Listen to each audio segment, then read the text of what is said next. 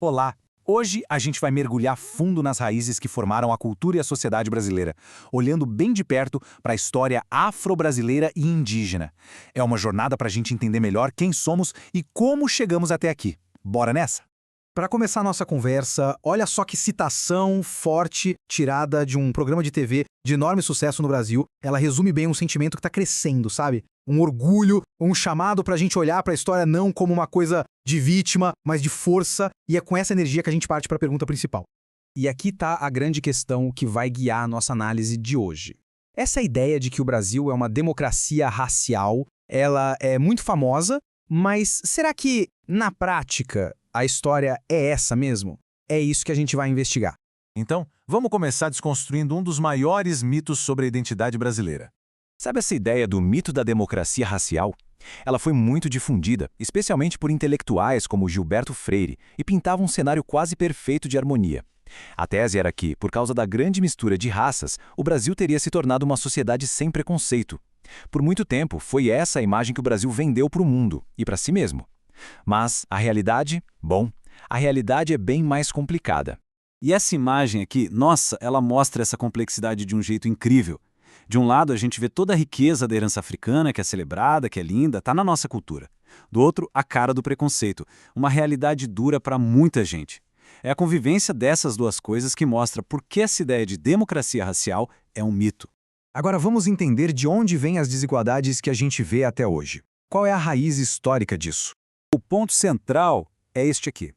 A base da desigualdade racial no Brasil está no processo brutal e longuíssimo de escravização, tanto de povos negros quanto indígenas. Foi um sistema que não só explorou o trabalho, mas que tratou pessoas como coisas, como propriedade. Isso desumanizou gerações e criou uma estrutura de poder que deixou marcas muito, muito profundas.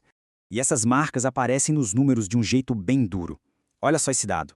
Quase 75% da população que vive na extrema pobreza no Brasil é negra. É um número que, sinceramente, dispensa comentários. Ele fala por si só sobre o peso desse legado. E se a gente olha os dados do censo de 2022, o quadro fica ainda mais claro.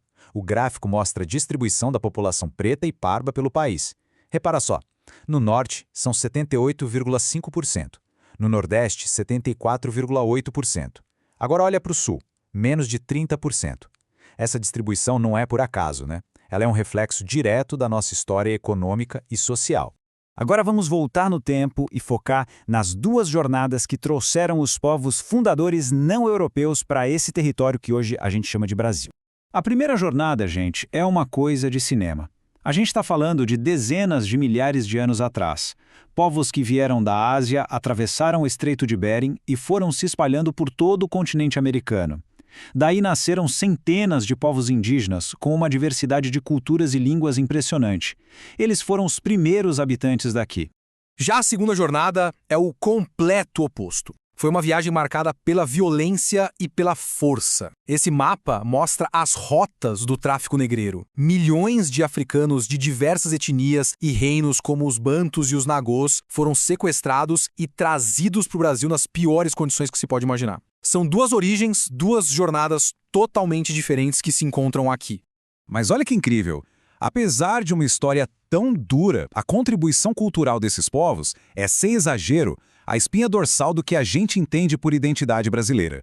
Vamos começar pela comida, que todo mundo adora. A influência aqui é gigante. Pensa bem, pratos como acarajé, vatapá, ingredientes como azeite de dendê. Isso não é só comida, né? É herança direta da África, que moldou a identidade da nossa cozinha. E a música? Dá para imaginar o Brasil sem samba, sem maracatu, sem o som da capoeira? Instrumentos como o berimbau que a gente vê aí são muito mais que objetos.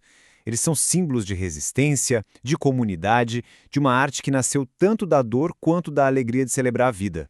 E claro, não dá para deixar de falar da espiritualidade.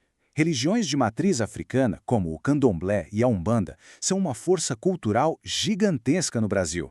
Elas guardaram tradições, filosofias e visões de mundo, influenciando o jeito que milhões de brasileiros se conectam com o sagrado.